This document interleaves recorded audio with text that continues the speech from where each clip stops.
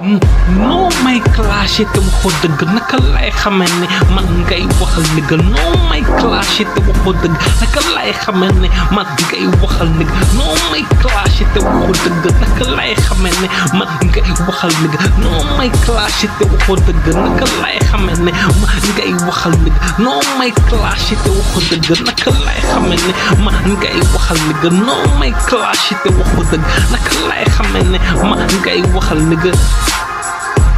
wala dag maa bëgg a nandal lu ma yëgul tinu ma luy mbëggal bañ ki la bëgg di xeexal ki la bëggul ñàkk ak xel ko la xam-xam wasu wóor loolu mbedd bekk dara je dina je kër geek léppay wax si ñun how come they got the boss to talk to me about race a true person does not see another one color way he or she is traded the right way if you want some help go off onto the pages of the last book rebel some of my raps help you should pay me more attention about the tension a little something cool become best difference worry about the distraction sometimes you might think that you're fighting with someone but you currently doing it with another one be careful bitch